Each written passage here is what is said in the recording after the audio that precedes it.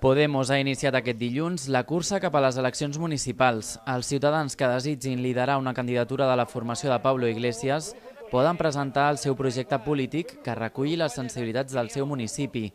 Un cop el partit tanqui el procés, s'escollirà un secretari i la resta de noms que l'acompanyaran.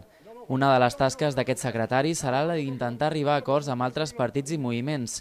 En el cas de Rubí, però, el seu coordinador ja avança que no descarten presentar-se sols, però també diuen que no se sentirien incòmodes en formacions assembleàries com a alternativa ciutadana. L'important és la il·lusió que tu tens i com ho gestiones. És a dir, aquí, com tu dius a Rubí, hi ha una il·lusió tan gran. Nosaltres el que volem és gestionar aquesta il·lusió. L'únic, el hàndicap, és no utilitzar la paraula Podemos. Bueno, penso que això és anecdòtic.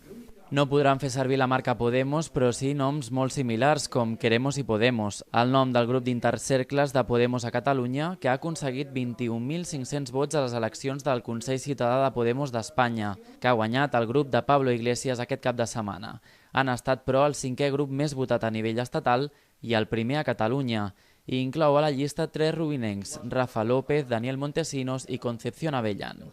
A nivell local, Podemos es defensa també d'alguns comentaris i declaracions de formacions polítiques de Rubí, com per exemple CR, que posa en dubte que el cercle rubinenc inclogui a les seves files l'exsocialista Jordi Peiró, i és que, segons ells, això té poc a veure amb la regeneració democràtica.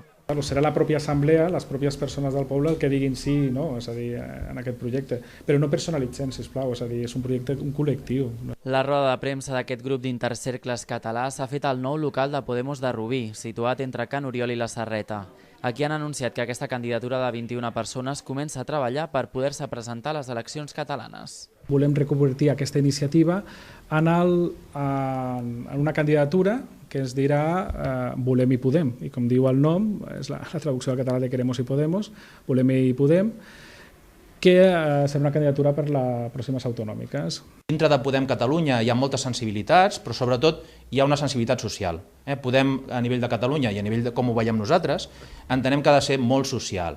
El benestar dels treballadors, el benestar a nivell d'una sanitat pública i gratuïta de qualitat, el benestar a nivell d'una educació pública i gratuïta de qualitat i, evidentment, també el dret a decidir a nivell de les persones. De moment no podem dir que aquesta és la candidatura definitiva i és que potser Pablo Iglesias presenta la seva pròpia llista de noms per les eleccions catalanes. Tampoc s'han acabat de mullar amb el tema que més interessava als mitjans de comunicació autonòmics, la posició del partit envers la independència. És impossible tenir algunes decisions preses, sobretot perquè no li hem preguntat a tothom què pensem.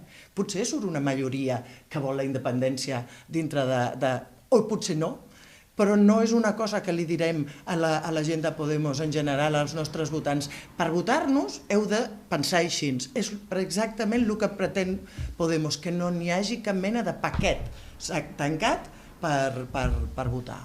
Recordem, però, que aquest mateix cap de setmana Pablo Iglesias deia que la Generalitat no té competències per fer una DUI i que molts catalans preferirien una Espanya amb Podemos que no pas una Catalunya amb Mas.